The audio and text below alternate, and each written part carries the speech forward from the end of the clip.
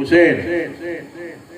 Ya, terima kasih sudah bersedia hadir untuk mengisi acara Isra dan Mi'raj Nabi besar Muhammad sallallahu alaihi wasallam tahun 1443 Hijriah beserta habib-habib yang lain, Habib Faisal, guru-guru yang lain, tokoh-tokoh agama, tokoh masyarakat, kaum muslimin dan muslimat semuanya. Mudah-mudahan tahun depan kita lebih meriah lagi. Amin.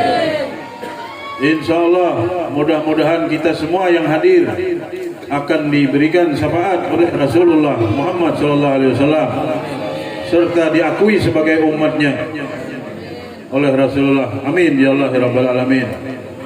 Malam ini ulun kada banyak lebar, cuman kira-kira 2 jam aja nah. Jadi hanya satu ulun sampaikan ucapan ribuan terima kasih yang sebesar-besarnya kepada para donatur yang telah menyumbangkan segalanya. Ya, Habib kada bisa sebutkan satu persatu. Jadi semuanya yang membantu, baik itu tenaga, pikiran dan lain sebagainya. Mudah-mudahan Allah limpahkan berkah, Allah limpahkan rahmat dan dimasukkan ke dalam surganya Allah Subhanahu wa taala. Amin ya Allah Rabbal Alamin. Kiranya itu yang hanya ulun sampaikan. Jikalau ada kekurangan, kesalahan, kehilapan dalam pelaksanaan ini, kami selaku panitia mohon maaf sebesar-besarnya. Demikian, wabillahi taufik wal hidayah. Assalamualaikum warahmatullahi wabarakatuh. Terima kasih kepada Buya Al-Habib Abdul Halim Hasbi bin Muhsin Al-Bahashim sebagai pimpinan majelis. Memasuki acara yang keempat, yaitu Mau'izatul Hasanah, hikmah peringatan Isra dan Mi'raj Nabi besar Muhammad sallallahu alaihi wasallam, yang akan disampaikan oleh Al-Habib Umar bin Alwi As-Segaf. Kepada beliau kami persilakan. Allahumma shalli ala sayyidina Muhammad.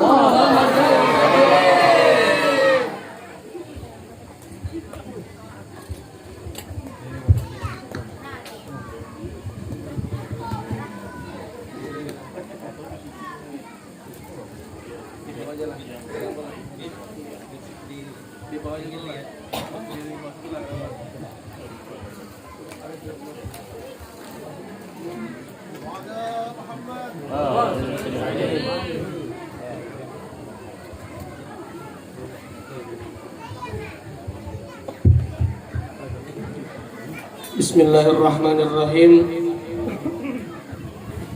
Assalamualaikum warahmatullahi wabarakatuh.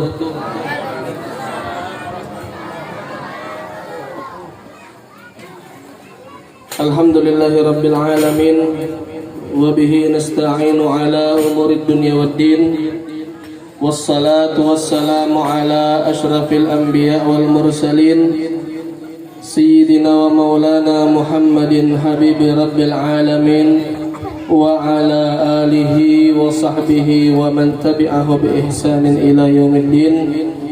Amma ba'd, subhanaka la ilma lana illa ma 'allamtana innaka antal alimul hakim. Rabbi shrah li sadri wa yassir li amri wahlul 'uqdatan min lisani yafqahu qawli wa saddid lisani wahdi qalbi bihaqqi sayyidina Muhammadin sallallahu alaihi wasallam wal ali. Nawaitu at-ta'allum wa at-ta'lim wa at-tadhakkur wa at-tadhkir wal naf'a wal intifa' wal ifadah wal istifadah wal hadha ala tamassuk bi kitabillah wa sunnati rasulih wad du'a ila al-huda wad dilalah ala al-khair li ibtigha'a wajhillah wa mardatihi wa qurbihi wa thawabihi subhanahu wa ta'ala.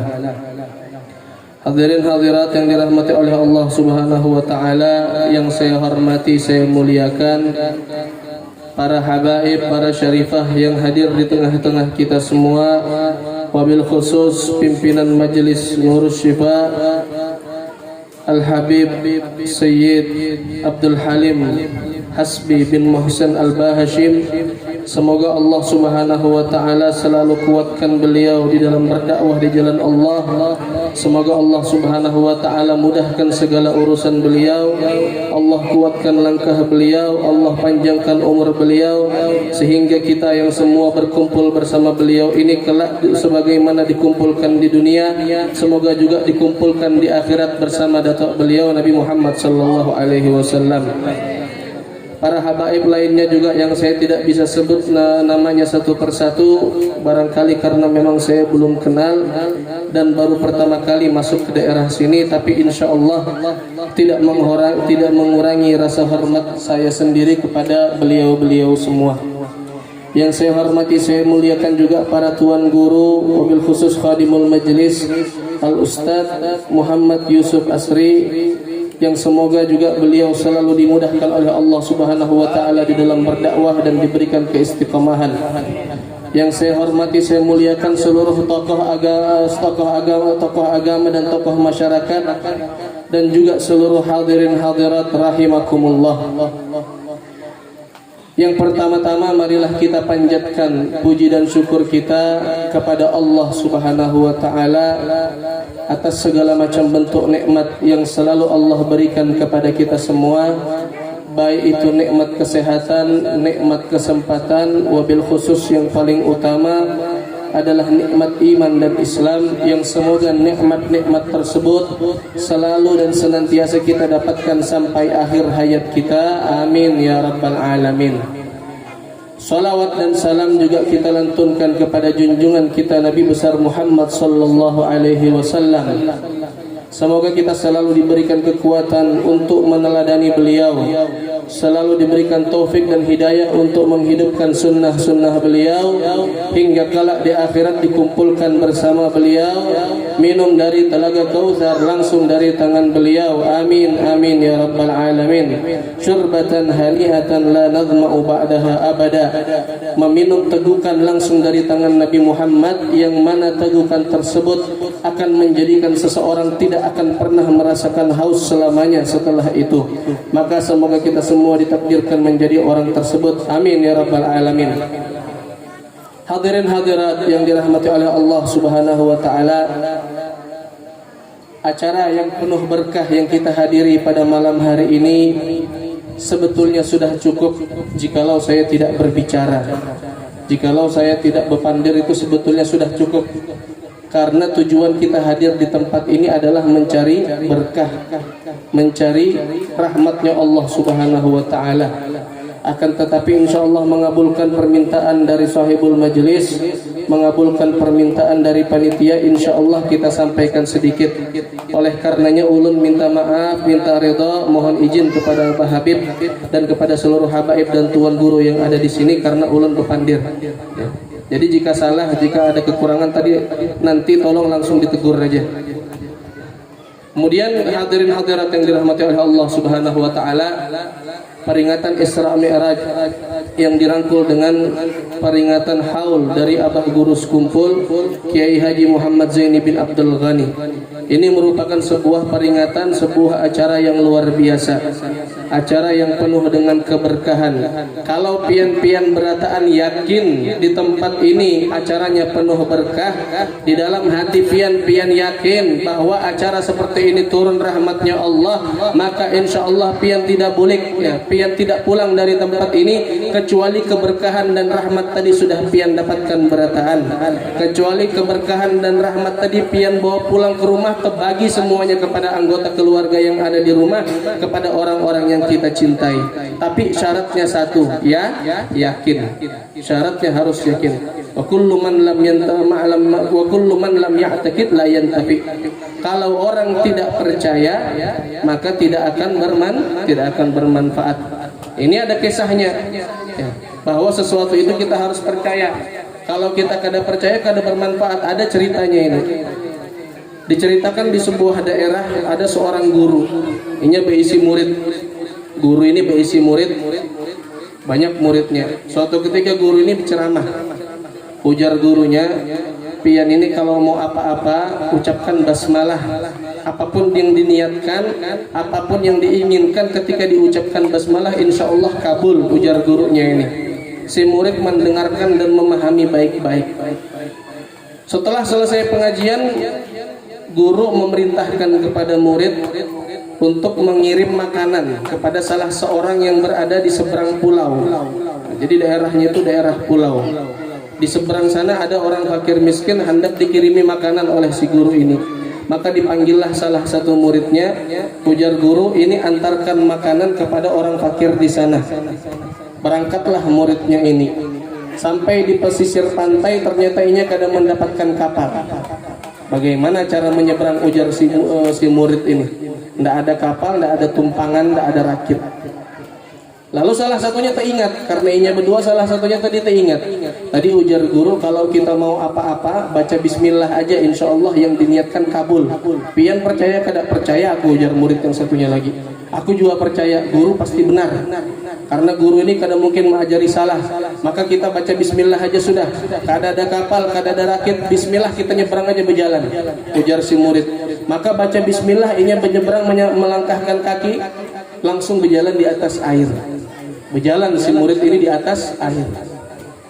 Berjalan sampai akhirnya di pulau seberang diberikan titipannya, bulik berjalan lagi di atas air. Bulik ketemu gurunya, ujar guru, sudahkah diberikan titipan ulun tadi? Sudah guru, alhamdulillah. Naik apa? Alhamdulillah guru, kada ada naik apa-apa, kita berjalan aja langsung di atas air, ujar muridnya. Ujar guru, harapnya bang kamu nih, hebatnya juga bang. Lah kami ini mengamalkan ujar pian guru, kalau mau apa-apa baca bismillah. Akhirnya kami tadi baca bismillah, tidak taunya langsung bisa jalan di atas air. Gurunya bicara dalam hati, ini baru muridku ini, kalau aku mungkin lebih hebat ya. Akhirnya inya berangkat ke air, inya coba juga bismillah, ujar gurunya, kecabur gurunya. Ujar gurunya barangkali kurang, mungkin sama fatihahnya lengkap, bismillahirrahmanirrahim sampai waladhdallin dibaca, tercabur lagi. Nah ini salah satu bukti ya, salah satu bukti murid tadi mempraktekkan ucapan basmalah dengan keyakinan. Si guru ragu, kok bisa inya aja murid kayak itu, apalagi aku harusnya guru. Luar biasa juga sekalinya karena inya mempraktekkannya kurang keyakinan, tidak berhasil. Makanya wa kullu man lam ya'taqid la yantafi. Kalau pian percaya, insya Allah bermanfaat, insya Allah dapat. Tapi kalau setengah-setengah belum percaya, insya Allah masih usaha lagi berartilah. Nah, jadi seperti itu. Kalau kita hadir di majelis, kita harus percaya 100% bahwa majelis ini adalah lumbungnya keberkahan, sumbernya rahmatnya Allah, sumbernya tempat di mana dosa-dosa kita akan diampuni oleh Allah, kesedihan-kesedihan kita akan dihapuskan oleh Allah. Tempat majelis seperti ini, majelis yang di dalamnya dibacakan zikrullah, dikumandangkan salawat kepada Nabi Muhammad sallallahu alaihi wasallam, maka insya Allah kita harus yakin, kita harus percaya bahwa tempat inilah sumber kebahagiaan dunia akhirat. Maka semoga pian semua yang bubar nanti dari tempat ini semuanya bahagia dunia akhirat. Amin ya rabbal alamin. Hadirin hadirat yang dirahmati oleh Allah Subhanahu wa taala. Peringatan Isra Mi'raj Nabi Muhammad sallallahu alaihi wasallam merupakan sebuah peringatan yang syarat akan ilmu atau pelajaran. Cuma sudah menjadi rahasia umum, sudah menjadi pengetahuan umum bahwa di dalam peristiwa Isra dan Mi'raj ini yang paling sering diingatkan adalah masalah salat, adalah tentang salat. Dan ulun pun insya Allah juga akan menyampaikan hal tersebut, karena tidak bosan-bosannya kita ini menyampaikan kepada umatnya Nabi Muhammad sallallahu alaihi wasallam betapa pentingnya ibadah salat. Kenapa kita kada bosan-bosannya menyampaikan hal ini? Karena masih banyak daripada kita ini yang masih belum melaksanakan salat. Bujur kada? Nah, yang paling nyaring bujurnya itu insya Allah sholat habis inilah ya. Jadi banyak di antara kita ini yang masih belum melaksanakan sholat, sehingga kita tidak bosan-bosan mengingatkan tentang sholat. Saking pentingnya ibadah sholat, cara pewahyuannya pun berbeda daripada ibadah-ibadah lainnya. Sudah sering barangkali pian dengar bahwa ibadah lain diwahyukan melalui perantara malaikat Jibril, sedangkan ibadah sholat khusus oleh Allah Subhanahu wa taala Nabi Muhammad sallallahu alaihi wasallam dipanggil ke atas, dipanggil naik Sidratul Muntaha. Inilah yang disebut dengan Mi'raj. Mi'raj itu artinya naik. Kalau Isra itu artinya diperjalankan di malam hari. Ini perjalanan terjadi di malam hari dari Masjidil Haram ke Masjidil Aqsa. Lalu dari Masjidil Aqsa dimi'rajkan, dinaikkan Nabi Muhammad sallallahu alaihi wasallam sampai ke Sidratul Muntaha. Nah, ini namanya Isra Mi'raj, diperjalankan di malam hari dan dinaikkan oleh Allah Subhanahu wa taala. Nah, jadi perintah sholat diterima dalam peristiwa tersebut dan tanpa perantara sebagaimana perintah lainnya. Artinya perintah sholat ini luar biasa. Saking pentingnya sudah tidak melalui perantara lagi.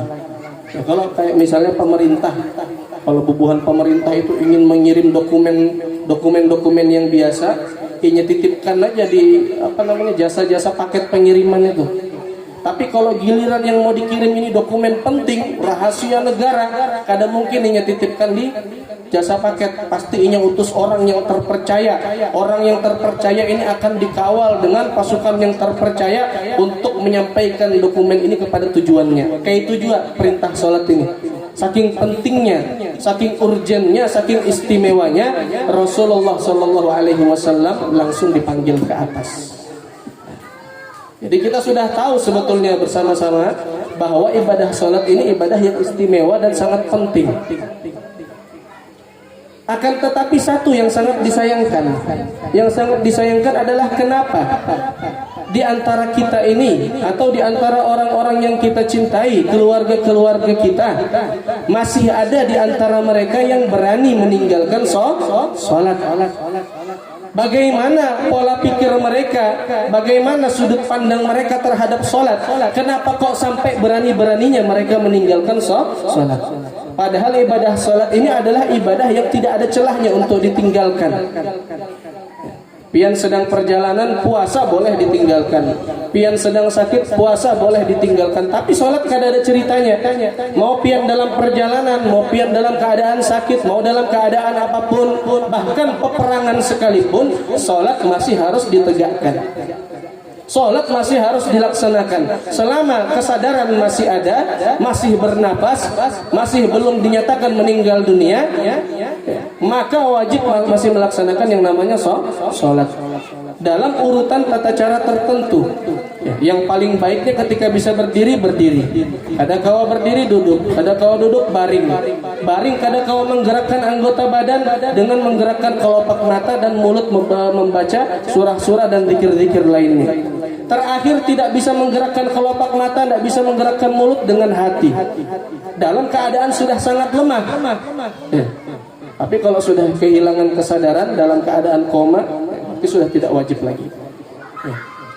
Maka dari itu ibadah sholat tidak ada alasan untuk ditinggalkan.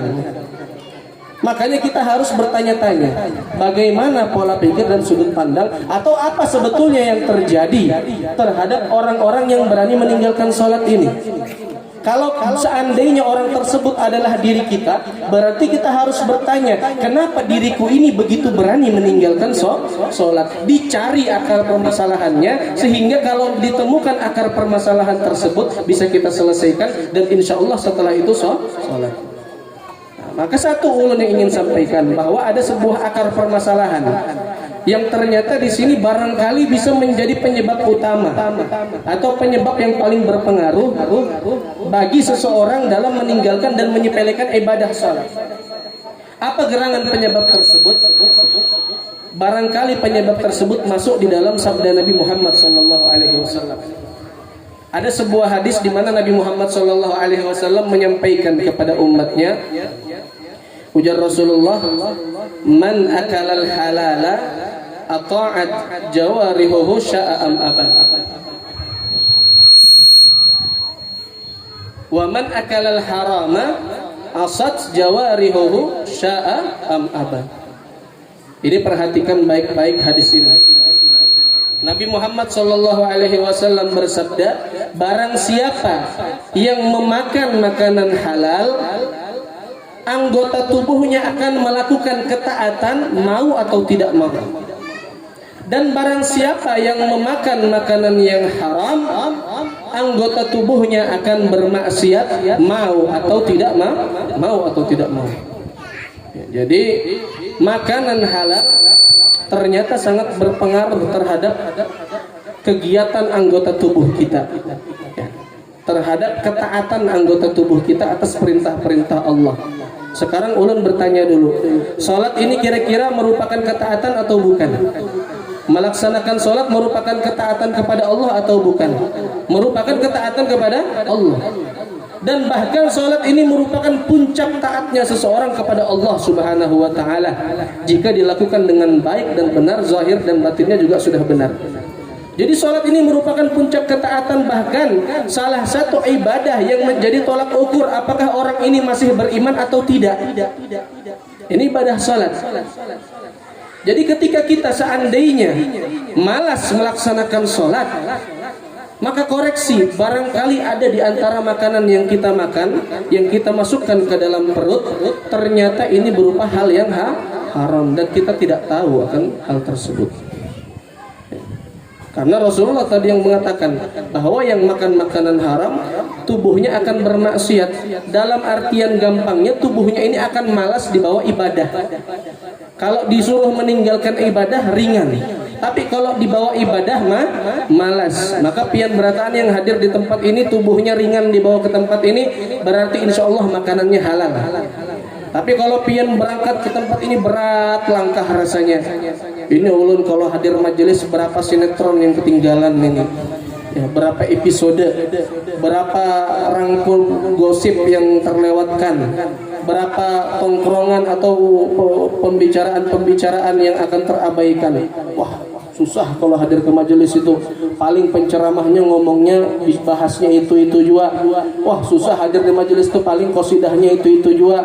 Sekali-sekali aja hadir ke majelis itu, lebih nyaman nongkrong. Kalau pikiran sudah seperti itu, berat kaki ke majelis, berat juga kaki ke masjid, berat kaki ke tempat-tempat di mana di situ dicari ridhonya Allah.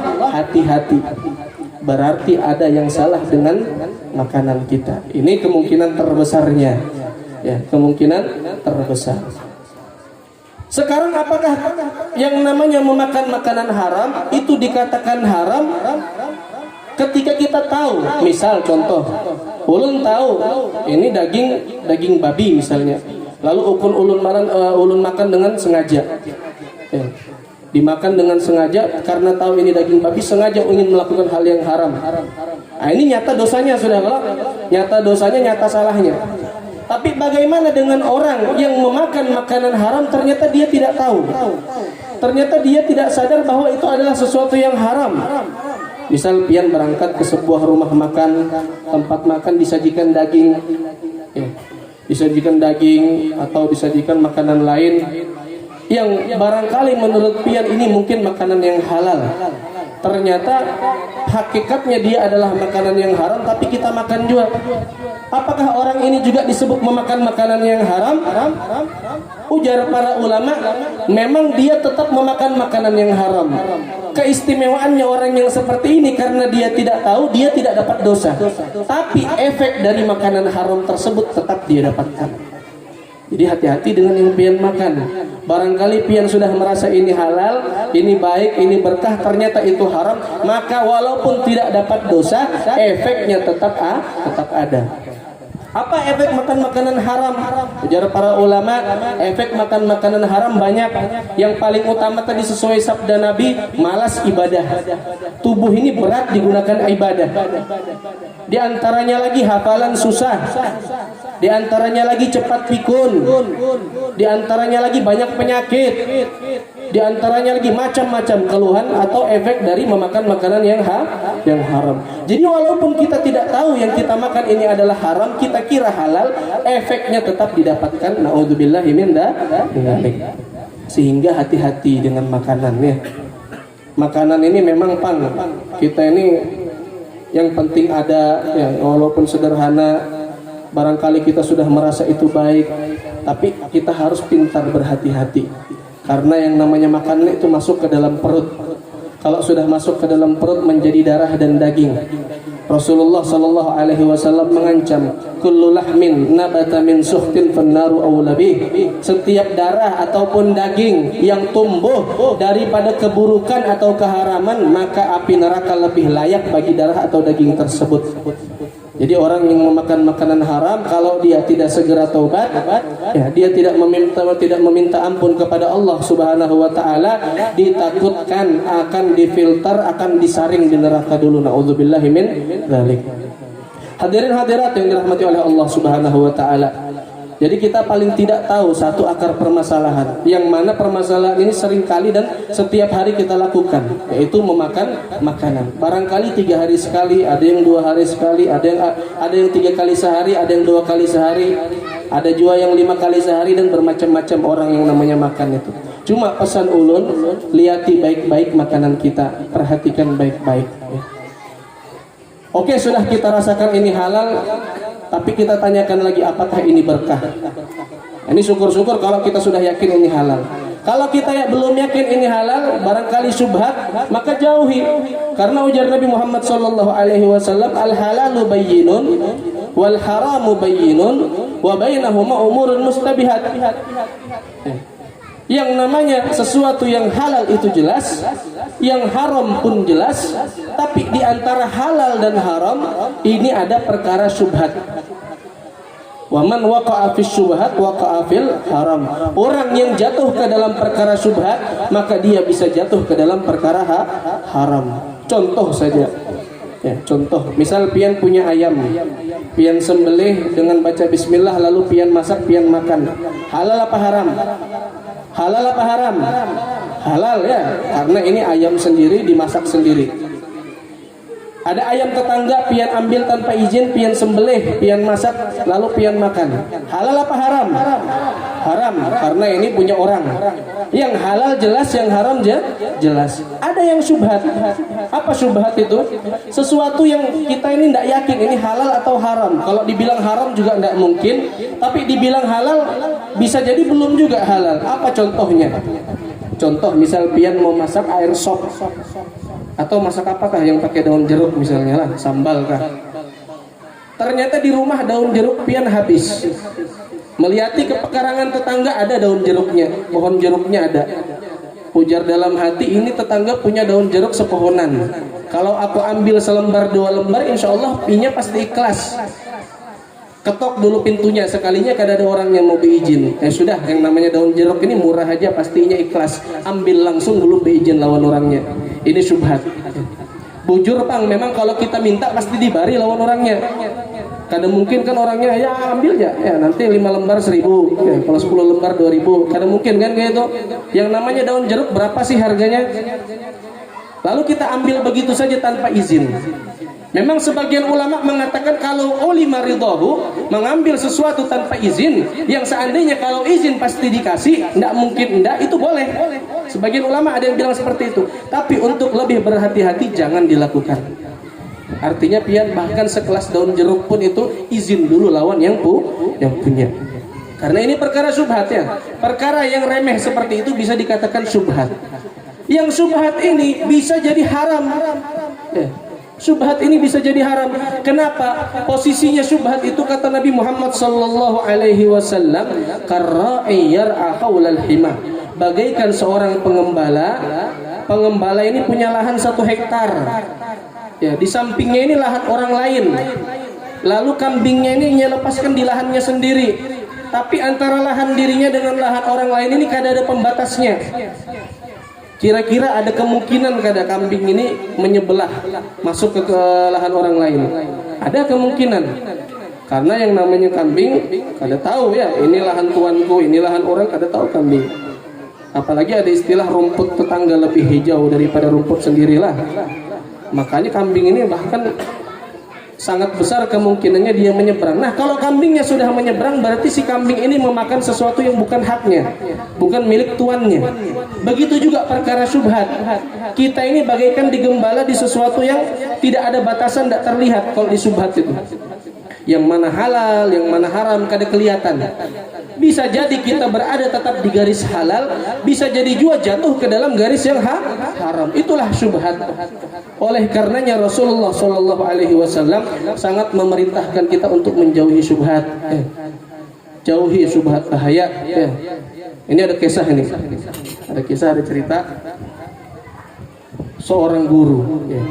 bukan seorang guru, ada orang biasa muhibbin, ini pecinta guru, pecinta ulama, pecinta habaib, sangat cinta dengan ulama, sampai-sampai hidupnya dia ini dia habiskan berkunjung kepada para ulama-ulama yang ada di daerahnya atau yang ada dikenal, yang bisa dia capai, yang bisa dia datangi. Sampai suatu ketika ini datang ke salah satu rumah seorang ulama, ini ketok rumahnya. Assalamualaikum, ujar si muhibbin tadi ini. Belum dijawab. Salam kedua, assalamualaikum, belum dijawab lagi. Ketok yang ketiga kali, inya salam, dibukakan pintu, yang keluar anak halus, anak muda, ya kira-kira umuran remaja. Anak muda yang keluar ini bermuka masam, mukanya pokoknya kada senang, merangut inya. Diucapkan salam lagi, inya kada menjawab. Ditakuni di mana guru fulan ini, betulkah ini rumahnya, kada menjawab juga. Pokoknya sebegitu inya buka pintu, inya merangut keluar, langsung inya lewati aja si tamu tadi ini, inya tinggalkan rumahnya. Deg-degan sudah si muhibbin ini. Ada apa gerangan ini? Kenapa yang keluar wajah-wajahnya ini kok kayak orang marah, kayak orang sombong? Akhirnya karena inya belum puas, inya ketok lagi rumahnya. Inya ketok lagi rumah si guru tadi ini. Assalamualaikum, sampai akhirnya guru atau ulama yang dia maksud turun, dibukakan pintu, dijawab waalaikumsalam warahmatullahi wabarakatuh. Ahlan wa sahlan, selamat datang, dari mana, ditanya baik-baik. Ramah gurunya ini. Masuk, silahkan duduk, apa hajatmu, apa keperluanmu, sampaikan, ujar si guru, ujar si ulama. Kata si orang si muhibbin ini, inya berkisah sudah bercerita panjang lebar. Terakhir setelah selesai inya menyampaikan hajatnya, inya bertakun karena penasaran dengan orang yang keluar tadi. Inya bertakun, guru, mohon maaf, ya ulun minta maaf, bujur ini minta halal, minta ridho, ulun hendak bertakun. Pian ini masya Allah luar biasa orangnya ramah. Pian ini masya Allah menyambut ulun dengan baik, luar biasa tawaduknya. Kalau ulun lihat-lihat wajah pian ini simatul mutawadiin, wajah orang yang sangat tawaduk, orang yang sangat tidak sombong. Tapi guru, ulun ini dari tadi bertanya-tanya. Ketika baru sampai di rumah ini, yang membukakan pintu pertama kali itu anak muda dengan wajah yang merangut. Bahkan di wajahnya terlihat simatul mutakabbirin, ada tanda-tanda orang sombong di dalam wajah anak tersebut. Ujar orang ini, siapa anak tadi guru? Ujar gurunya, itu anakku, ujar gurunya, itu anakku. Kaget juga lagi orang muhibbin ini. Kayak apa bisa guru, pian dengan anak pian ini begitu berbeda. Pian ini sangat tawaduk, sangat ramah, sedangkan anak pian tadi sangat acuh tak acuh, sangat merangut wajahnya, sangat suram. Bagaimana bisa guru? Ujar gurunya, ini kisahnya panjang nengai. Kisahnya panjang. Karena kisahnya panjang, kada usah kita kisahkan lah, kepanjangan nanti. Jadi ujar gurunya kayak ini, itu anakku, jauh sebelum istriku mengandung dirinya. Ketika aku dan istriku ini sudah menikah, ujar si guru, kami ini dalam keadaan susah, dalam keadaan yang sangat terbatas. Sehari makan, sehari kadang 2 hari kada makan, hari ketiga baru ada makanan. Begitu seterusnya sepanjang hari, sepanjang waktu. Sampai ada suatu ketika kami ini betul-betul sudah 4 hari lebih tidak makan. Ini kelewatan sudah, ujar guru. Biasanya paling sehari 2 hari. Ini sudah 4 hari lebih tidak ada makanan. Ujar gurunya, berpandir kepada bininya, wahai istriku, bolehkah aku mencari makanan ke tetangga? Kita ini sudah darurat. Sekiranya kita dalam keadaan seperti ini sudah boleh minta. Ujar bininya, aku memang kelaparan juga, sudah sangat parah kelaparannya ini. Ya sudah, ikam minta aja, gak ada apa-apa. Mintalah ke tetangga. Boleh minta kalau darurat. Kalau belum darurat jangan minta lah. Apalagi meminta-minta sampai jadi kaya. Ya kalau ada kisahnya pengemis itu tabungannya sampai miliaran. Nyaman juga jadi pengemis kalau apalagi di Samarinda nih. Sekali ngasih lain 2.000, 5.000, 10.000, 20.000. Bayangkan pian berdiri meminta-minta di lampu merah itu, 100 orang yang ngasih berapa sudah? Kalah sudah gajinya pegawai negeri itu. Cepat orang meminta-minta nikah ya, kalau memang dia meminta bukan karena darurat. Si guru tadi ini meminta sudah terpaksa karena darurat. Inya kalau kada minta kada makan bisa mati. Ya. Tidak boleh hukumnya membiarkan diri ini mati kelaparan dalam keadaan masih bisa mengupayakan, tidak boleh. Sehingga mintalah guru ini kepada tetangga, inya berpandir kepada tetangga, wahai tetanggaku, jikalau ikam ini memiliki makanan lebih, tolong pang berikan kepadaku dan istriku. Ujar tetangga, alhamdulillah, kata tetangganya ini barusan ada pembagian dari pemerintah. Bahasa sekarang tuh bansos lah. Bahasa sekarang ini bansos. Cuma bansosnya dulu kada dikorupsi, masih utuh diterima. Ini ada bantuan dari sultan. Sultan itu pemerintah. Habis bagi-bagi bantuan sosial. Ujar si tetangga, ikam kada dapatkah guru? Kada dapat aku, ujar gurunya. Aku dapat guru. Kebetulan aku tidak memerlukan bantuan tersebut karena di rumah ada aja makananku ini. Maka silahkan pian ambil bantuan tadi. Diambillah sama si guru karena inya darurat. Ulama zaman dahulu mereka memiliki prinsip bahwa harta, mohon maaf, ini tidak merendahkan, tidak menjelekkan pihak manapun. Harta yang diterima dari pemerintah itu syubhat. Karena pemerintah ini pemasukan dari mana? Dari pajak. Oke lah, pajak-pajak tempat yang menjual makanan halal, pajak-pajak tempat yang halal. Ada pajak karaoke di situ, ada pajak diskotik masuk juga di situ, ada pajak apalagi bisnis-bisnis yang haram masuk di situ. Minuman keras pajaknya juga masuk di situ. Belum lagi yang nyogok-nyogoknya masuk juga di situ. Ya kalau bisa jadi kan seperti itu. Nah, cuma kita kadang membicarakan pemerintah Indonesia lah. Ini pemerintah lain ini. Bahaya kalau kita membicarakan pemerintah Indonesia nanti dituduh memfitnah. Nah jadi seperti itu syubhat. Harta pemerintah ini syubhat. Belum haram, belum.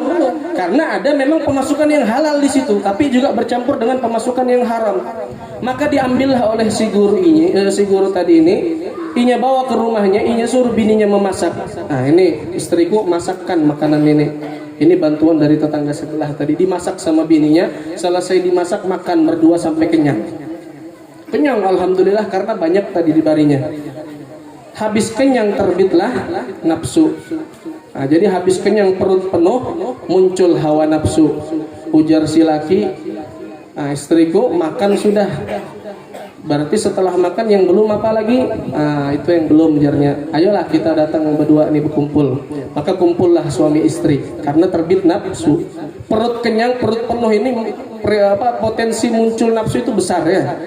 Potensi muncul hawa nafsu, nafsu birahi, nafsu suami istri itu besar. Memang ini halal suami istri berkumpul akhirnya. Setelah kumpul suami istri, bininya hamil. Nah, ujar si guru ini cerita kepada Muhibbin tadi, wahai si tuan yang sedang mengunjungi aku ini, anakku tadi itu sudah yang hamil ketika aku habis makan bantuan tadi ini, makanan syubhat. Ya. Jadi habis makan, kumpul suami istri, ternyata dari kumpulnya itu inya hamil. Jadi makanan yang tadi dia makan menjadi sari-sari di dalam tubuhnya, yang menjadi bibit-bibit seorang anak yang inya masukkan ke dalam rahim bininya. Anak ini tercipta dari makanan syubhat. Makanya si anak tadi itu wajahnya merangut, ya orangnya kayak sombong, ya kadang mau menjawab kalau disalami. Jadi begini. Inti dari cerita ini, kalau pian misalnya naudzubillah ya, seandainya tidak, semoga saja tidak. Seandainya pian punya anak durhaka, punya anak suka melawan perintah, punya anak kada tahu akhlak dan lain sebagainya, jangan salahkan anaknya. Koreksi dulu pas membuat si anak ini apa dimakan. Barangkali harta yang haram. Naudzubillah min dzalik. Ini belum haram yang kejadian si ustaz tadi ini, masih syubhat. Belum haram. Bagaimana kalau haram ya? Bagaimana kalau haram? Inilah kita suka jarang memperhatikan yang masuk ke dalam perut kita. Makanya sekarang kita mendidik anak ini kadang susah.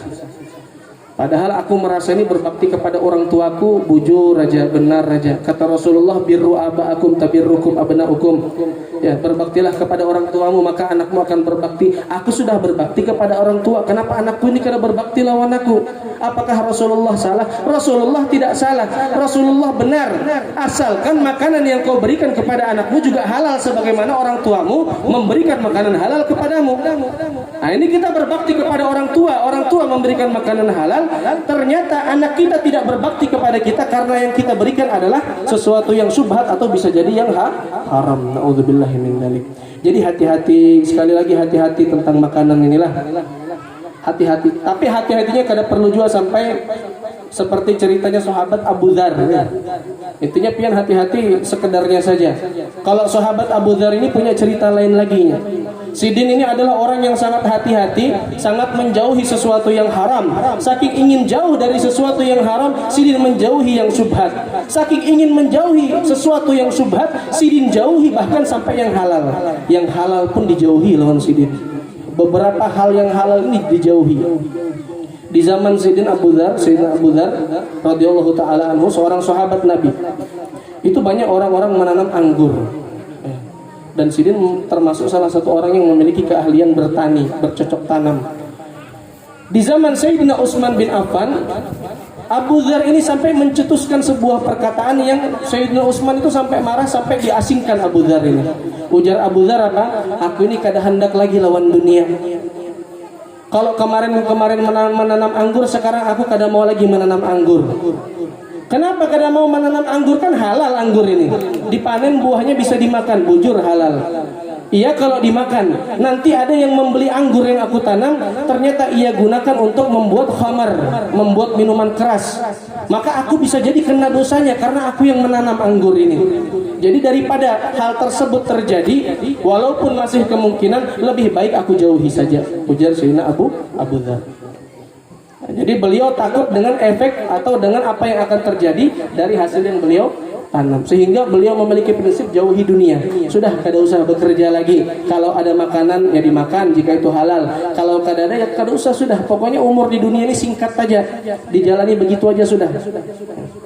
Makanya kata salah seorang ulama, orang yang memikirkan dunia itu orang yang bodoh ya. Orang yang memikirkan dunia itu orang yang tidak punya kerjaan. Kenapa? Dunia ini kan bukan punya kita. Dunia ini milik Allah Subhanahu wa taala. Sama kayak kita kalau punya tetangga, inya punya mobil apa yang paling mahal, misalnya mobil Alphard kah? Tetangga punya mobil Alphard. Kita mikirin, oh mobilnya ini kalau ganti ban berapa lah harganya lah. Pajaknya setahun nih berapa kira-kira lah. Kalau AC-nya rusak tuh berapa servisnya lah. Kita mikir. Ya, mempertanyakan hal-hal tersebut. Kira-kira kita ini kurang kerjaan atau enggak ada? Kurang kerjaan ya. Ini ampun orang kita yang mikirin ngapain? Begitu juga dunia. Dunia ini ampunnya Allah Subhanahu wa taala. Kita yang mikir-mikir kayak apa dapatnya lah. Minta kepada Allah, enggak usah dipikirin. Ya, Sayyidina Abu Dzar prinsipnya seperti itu. Dunia jangan dipikirkan ya. Dunia itu datang sendiri jika Allah memberi. Nah, kita sisanya ini tinggal menghambakan diri aja kepada Allah. Nah, cuma ini berat ya, prinsip beliau ini berat. Ada lagi prinsipnya Uwais Al-Qarani. Uwais Al-Qarani seorang tabi'in. Ya, tabi'in itu zaman setelah sahabat. Padahal Uwais Al-Qarani hidup di zaman Nabi. Cuma karena belum sempat bertemu dengan Nabi, maka beliau tidak digolongkan sebagai sahabat Nabi. Beliau hanya digolongkan sebagai tabi'in. Nah, jadi sahabat Nabi itu orang yang beriman di zaman Nabi dan melihat langsung dengan mata kepalanya Nabi Muhammad SAW. Itu sahabat. Kalau tabi'in, orang yang beriman baik di zaman Nabi atau bukan di zaman Nabi, dia beriman tapi tidak pernah melihat Rasulullah. Ini hanya pernah melihat sahabat Nabi saja. Pernah melihat orang yang pernah melihat Rasulullah. Itu namanya tabi'in. Lalu di bawahnya lagi tabi'in dan seterusnya. Nah, Uwais Al-Qarani ini tabi'in.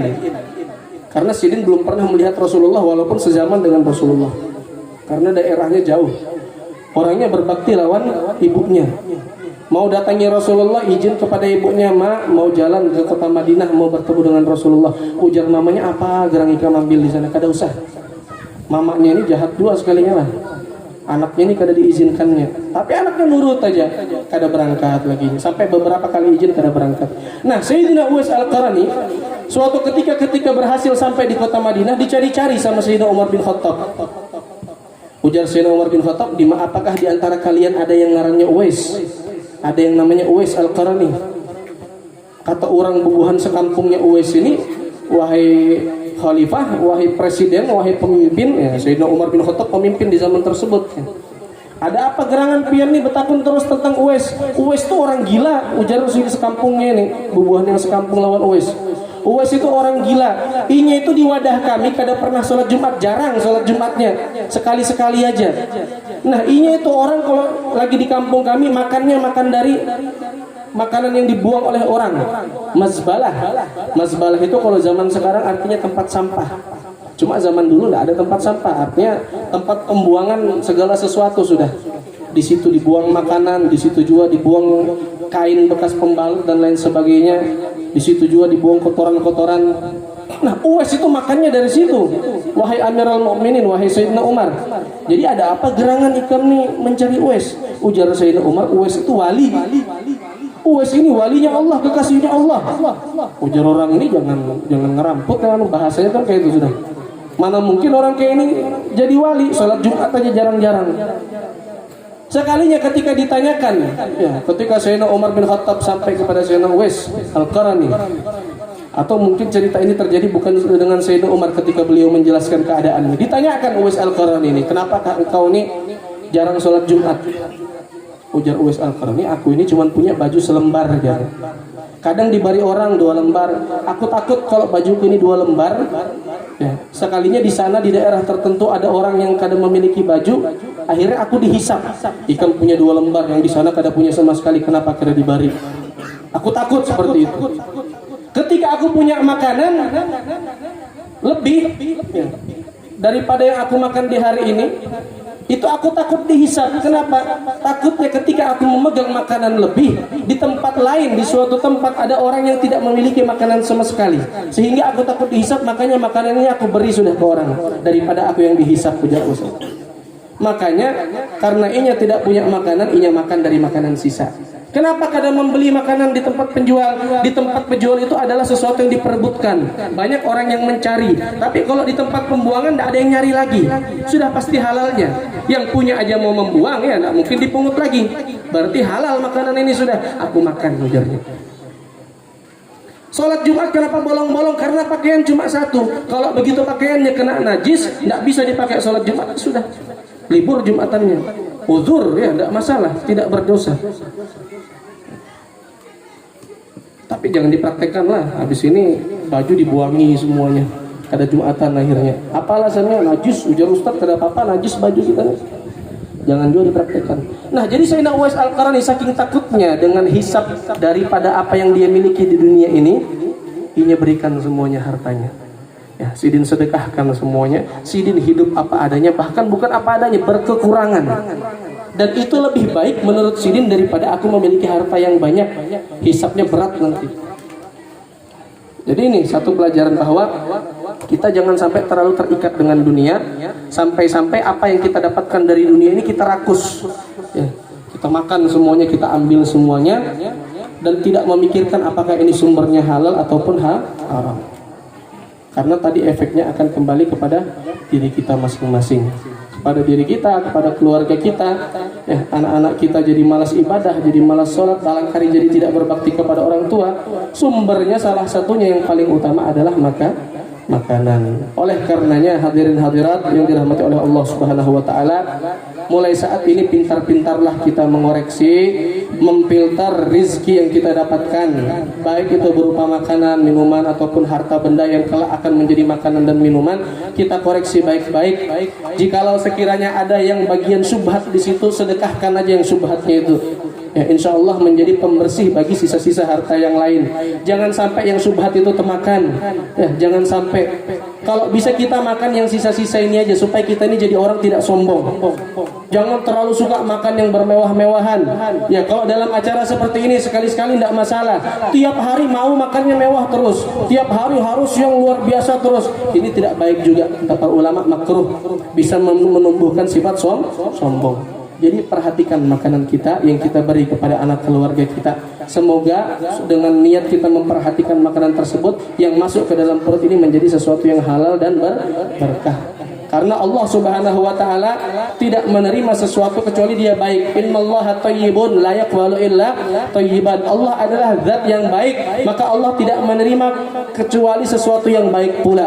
Sesuatu yang baik dari seorang manusia, seorang hamba akan muncul, akan ada ketika diri ini dibuat dari zat-zat yang baik juga. Diri ini dibuat dari saripati yang baik juga, yaitu yang halal-halal maksudnya. Maka dari itu mulai dari sekarang niatkan, kalaupun kemarin-kemarin pernah mengkonsumsi sesuatu yang haram, pernah memasukkan ke dalam perut kita hal-hal yang haram, dari sekarang taubat kepada Allah, istighfarkan ya.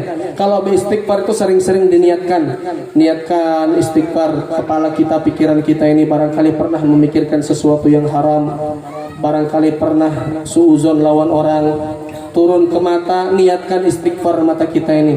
Barangkali pernah memandang pandangan yang haram, telinga kita istighfarkan juga. Barangkali pernah mendengar ucapan-ucapan yang haram, mulut kita istighfarkan. Barangkali pernah melontarkan kata-kata yang haram. Lalu turun sampai ke perut kita ini kita istighfarkan. Ya Allah, aku istighfar minta ampun atas perutku ya Allah. Barangkali pernah makanan yang haram masuk ke dalam perutku ya Allah. Tidak ada sudah kemungkinan aku bisa pisahkan makanan haram tadi dari tubuhku ya Allah. Sisa ampunanmu aja lagi yang aku harapkan, supaya efek dari makanan haram tadi ini hilang. Kau jauhkan, kau jadikan aku orang yang mencintai ibadah, kau jadikan aku orang yang cinta hadir di tempat majelis dan tempat-tempat di mana orang-orang tersebut mencari ridhamu. Niatkan lagi istighfar kita untuk hati kita. Barangkali pernah suuzon, pernah buruk sangka, pernah sombong, pernah riya, pernah takabur dan lain sebagainya. Niatkan lalu istighfar untuk tangan kita, untuk kaki kita. Barangkali pernah zalim, pernah digunakan melakukan hal-hal yang haram. Kalau istighfar seperti itu ya, kalau kita istighfar seperti itu, istighfarkan seluruh anggota tubuh kita, yang mana kita ini pernah meninggalkan sholat, kita ini pernah meninggalkan kewajiban, melalaikan diri sebagai seorang muslim. Istighfar. Terlebih lagi bubuhan pian harus ingat semuanya, malam hari ini malam terakhir bulan Rajab, malam Jumat besok insya Allah sudah malam 1 Sya'ban. Artinya bulan Rajab ini tidak sampai 24 jam lagi berakhir sudah. Padahal bulan Rajab adalah bulan yang paling bagus untuk beristighfar. Makanya kalau bisa pian habiskan waktu dari sekarang sampai bulan Rajab habis ini, banyak istighfar, banyak-banyak minta ampun kepada Allah. Jangan sampai pian keluar dari bulan Rajab masih membawa dosa dari bulan-bulan sebelumnya. Jangan sampai, ini merupakan sesuatu yang rugi. Artinya pian banyak-banyak minta ampunnya. Kita semuanya sama-sama banyak-banyak minta ampun kepada Allah, istighfar. Salah satu guru ulun pernah berpesan, kalau misalnya ikam nih sholat pas-pasan, puasa juga pas-pasan, ibadah lain tidak ada yang lebih, sunnah-sunnah pun jarang dikerjakan, paling tidak jangan pernah tinggalkan istighfar dan sholawat. Dua ini pesannya. Jadi kalau sholat pas-pasan, puasa pas-pasan, ibadah lain semuanya pas-pasan, jangan pernah pas-pasan dalam hal istighfar, jangan pernah pas-pasan dalam hal sholawat. Lebihkan. Rasulullah SAW saja makhluk yang sudah dijamin oleh Allah diampuni dosa-dosanya yang telah dulu, yang dan yang akan datang. Rasulullah masih beristighfar 70 kali sehari. Kita kira-kira tanyakan ke diri masing-masing, berapa kali istighfar dalam sehari? Barangkali tidak pernah istighfar sama sekali dalam sehari. Ya, jadi minimal tiru Rasulullah, kalau bisa lebih daripada Rasulullah. Karena tentunya kita ini orang yang banyak dosa. Barangkali kita melakukan dosa dalam keadaan kita tidak sadar bahwa kita telah berbuat dosa. Jadi jangan sampai kita lepas dari bulan Rajab ini kecuali kita sudah memperbanyak istighfar, sudah memperbanyak minta ampun kepada Allah Subhanahu wa taala. Maka juga semoga bulan Rajab ini menjadi bulan yang kita jadikan madrasah, kita jadikan sekolah untuk memperbaiki kualitas salat kita, kualitas ibadah kita kepada Allah Subhanahu wa taala. Kalau pian sudah paham pentingnya salat, sekarang alasannya apa lagi untuk meninggalkan salat ya? Jangan sampai setelah ini kita masih meninggalkan salat. Salat itu wajib, tidak ada celah untuk ditinggalkan. Salat ini adalah kepentingannya umat Islam, kepentingannya orang yang beriman. Allah tidak butuh dengan salat kita, kita yang butuh dengan salat. Kita yang perlu melaksanakan salat, karena salat dikatakan oleh para ulama sebagai jalan untuk mencari Allah. Kalau pian ulun takuni nikmat apa yang paling besar di dunia, apa jawabannya? Barangkali ada di antara pian berpikir nikmat terbesar di dunia adalah berhubungan suami istri. Barangkali ada yang berpikir nikmat terbesar di dunia makan makanan yang paling enak, jalan jalan ke tempat yang paling indah. Barangkali itu nikmat terbesar di dunia. Oke, sudah. Sekarang kita tanyakan, seandainya nikmat terbesar dunia tadi menjadi taruhan, menjadi pengganti, jikalau pian punya anak pian sedang hilang, lalu diganti dengan nikmat terbesar tadi itu, apakah kita rela? Tentu kita tidak. Yang kita mau kalau anak kita hilang, anak ketemu. Begitu anak ketemu, nikmatnya luar biasa. Tidak ada tandingannya dengan nikmat-nikmat yang kita sebutkan tadi. Begitu juga dan kita dengan Allah Subhanahu wa taala. Kita sekarang di dalam sholat mencari-cari Allah Subhanahu wa taala. Kita meminta kepada Allah, bermunajat kepada Allah, berdoa kepada Allah. Pada akhirnya orang yang sholatnya sudah benar, ketika di akhirat akan dimasukkan ke dalam surga. Di dalam surga ada sebuah kenikmatan yang lebih nikmat daripada nikmat surga lainnya, yaitu memandang kepada zatnya Allah. Ketika memandang kepada zatnya Allah, inilah nikmat yang terbesar. Karena selama di dunia kita cari-cari, kita minta, kita berdoa kepadanya, tapi tidak pernah melihatnya. Tapi di surga dipertemukan dengan Allah Subhanahu wa taala. Maka kalau sudah seperti itu cara pikir kita terhadap sholat, insya Allah setelah ini kita akan semangat melaksanakan sholat. Insya Allah kita tidak akan meremehkan sholat lagi.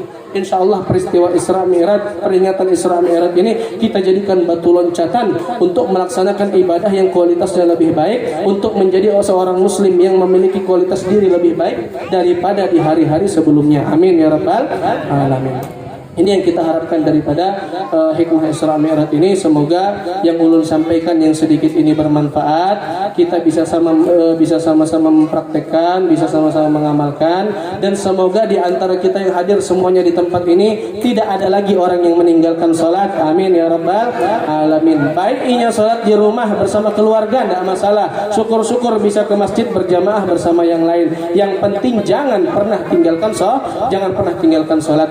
Maka ini yang saya sampaikan, yang sedikit ini semoga bermanfaat, semoga kita bisa amalkan bersama-sama. Salah dan khilafnya saya mohon maaf. Wabillahi taufiq wal hidayah wal ridha wal inayah. Assalamualaikum warahmatullahi wabarakatuh. Waalaikumsalam warahmatullahi wabarakatuh.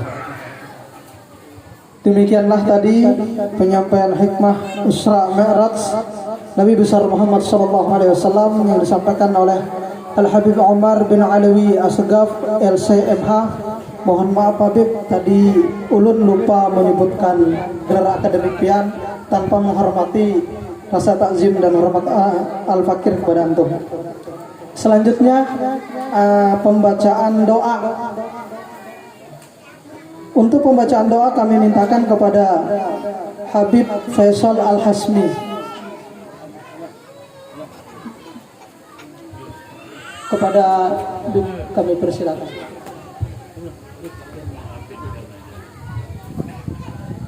Alamana waslahuna wa rijal wassalihun. Allah yajib aniyatana fi niyat wa amalana fi amalihim. Ila hadratin Nabi Muhammad sallallahu alaihi wasallam. Fatihah. A'udzu billahi minasy syaithanir rajim. Bismillahirrahmanirrahim. Iyyaka na'budu wa iyyaka nasta'in.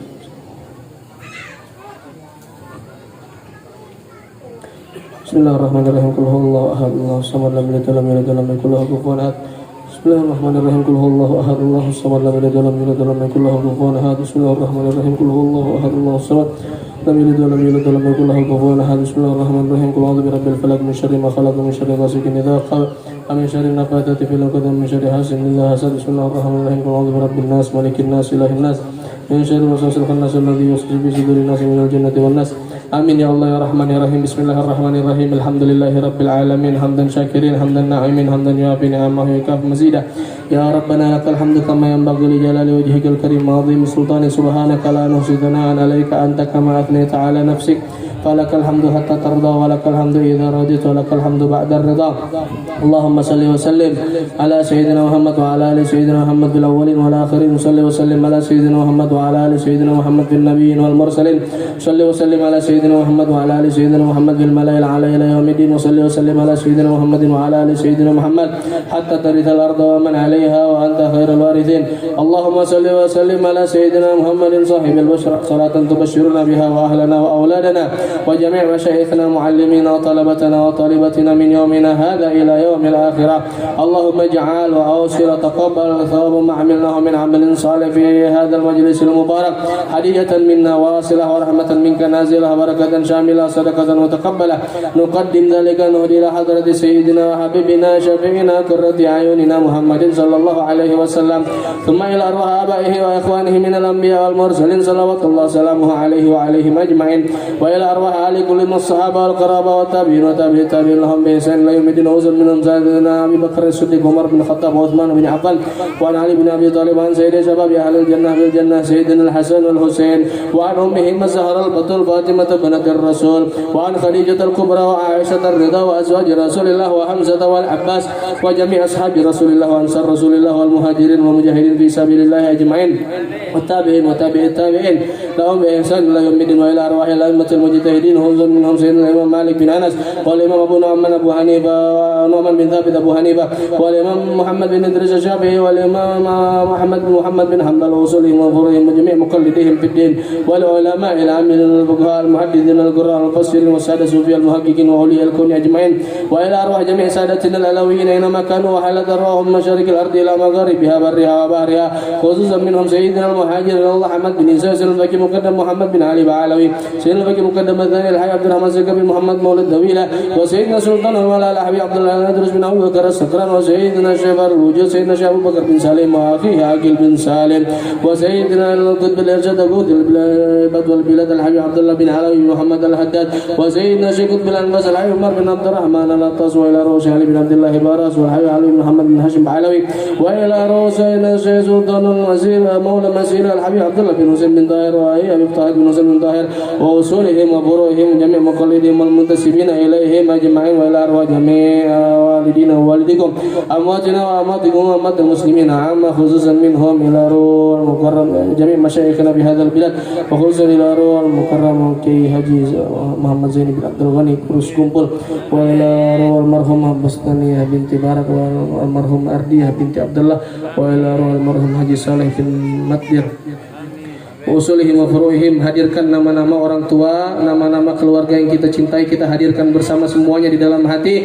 Kita niatkan kirimkan pahala dari apa yang telah kita amalkan di tempat ini, di majelis ini. Semoga pahala tersebut sampai kepada mereka semua sebagai bentuk penerang di alam kubur mereka. Amin.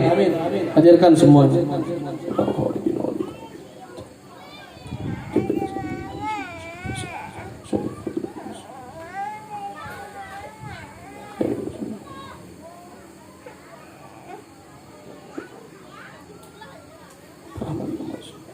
وأصولهم وفروعهم والمنتسبين إليهم أجمعين أن الله يجعل القرآن بداء لهم من النار وفكاكا لهم من النار وسترا لهم من النار وحجابا لهم من النار ونجاة لهم من النار وأن الله يمدنا بركة أوليائه من وعلومه ونفحاته في الدنيا والدنيا والآخرة وكذلك أن الله يجعل قبورهم روضة من رياض الجنة ويجعل قبورها ويدخل في قبورهم الروح والريحان والبسد والأمن والطمأنينة والرضوان يا حنان يا منان. وإلى أرواح من لا زائر لهم ولا ذاكر لهم ولا قارئ لهم ولا داعي لهم أم الجميع بالرحمة والرضوان وأسكننا وإياهم فسيح الجنان يا حنان يا منان يا حنان يا منان يا من إذا سئل أعطى وإذا استعين عن. اللهم اجعل آخر كلامنا من الدنيا عند انتهاء أجالنا قول لا إله إلا الله محمد رسول الله صلى الله عليه وسلم.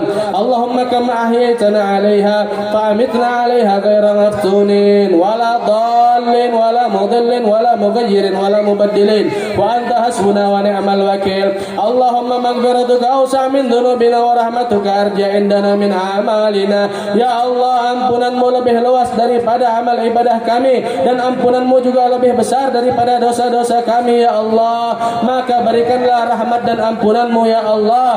Allahumma atina syafa'ata nabiyika Muhammad sallallahu alaihi wasallam yauma la syafa'ata illa syafa'atuh. Ya Allah, takdirkanlah naungilah kami sebagai orang-orang yang mendapatkan syafaat Nabi-Mu Nabi Muhammad sallallahu alaihi wasallam, syafaat dan pertolongan dari Nabi Muhammad sallallahu alaihi wasallam di hari di mana tidak ada syafaat dan pertolongan kecuali dari Nabi Muhammad sallallahu alaihi wasallam. Wa dhillana ya Allah tahta dhillika yauma la dhilla illa dhilluk. Ya Allah, naungilah kami, lindungilah kami di hari di mana kelak tidak ada pernaungan dan perlindungan kecuali naungan dan perlindungan-Mu ya Allah, yaitu di hari kiamat. Wa bayyit wujuhana yauma tabyaddu wujuh wa taswaddu wujuh. Putihkanlah dan berikanlah cahaya kepada wajah-wajah kami ya Allah, hari di mana ada orang yang wajahnya menghitam dan di antara mereka ada juga wajahnya yang bercahaya. Maka takdirkanlah kami di dalam golongan orang-orang yang wajahnya bercahaya kelak di akhirat ya Allah. Berkat cinta kami kepada Nabi Muhammad, berkat kami menaati perintah-Mu selama di dunia, berkat kami ya Allah hadir di majelis-majelis taklim, berkat kami cinta dengan para ulama, berkat kami cinta dengan para habaib, berkat kami berakhlakul karimah dengan semua orang yang ada di sekitar kami, berkat segala perbuatan yang kami nilai itu adalah perbuatan baik ya Allah. Maka berkat perbuatan-perbuatan tersebut rahmatilah kami ya Allah, ampuni dosa-dosa kami, kemudian tutup aib-aib dan kekurangan kami, kabulkan hajat-hajat kami, sampaikan cita-cita kami, dan kelak pada ajalnya wafatkan kami dalam keadaan husnul khatimah, husnul khatimah, husnul khatimah. Amin amin ya rabbal alamin. Rabbana taqabbal minna innaka antas samiul alim wa tub alaina innaka antat tawwabur rahim. Rabbana atina fid dunya hasanah wa fil akhirati hasanah wa qina adzaban nar wa adkhilnal jannah ma'al abrar aziz ya ghaffar ya rabbal alamin. Wa sallallahu ala sayyidina Muhammad wa ala alihi wa sahbihi wa sallam. Subhana rabbika rabbil izzati amma yasifun wa salamun alal mursalin alhamdulillahi rabbil alamin. Sirrul Fatihah. Bismillahirrahmanirrahim. Iyyaka na'budu wa nasta'in ihdinas siratal mustaqim siratal ladzina an'amta 'alaihim ghairil maghdubi 'alaihim waladdallin. Amin. Demikianlah acara kita peringatan Isra dan Mi'raj Nabi besar Muhammad sallallahu alaihi wasallam beserta peringatan haul Abah Guru Sekumpul yang ke-17. Saya selaku pembawa acara memohon maaf apabila ada salah kata maupun tingkah baik sengaja ataupun tidak sengaja, dan kami ucapkan terima kasih kepada jamaah para hadirin yang telah hadir dalam acara ini. Sebelum saya tutup acara ini, mari kita sama-sama membaca kafaratul majlis. Bismillahirrahmanirrahim.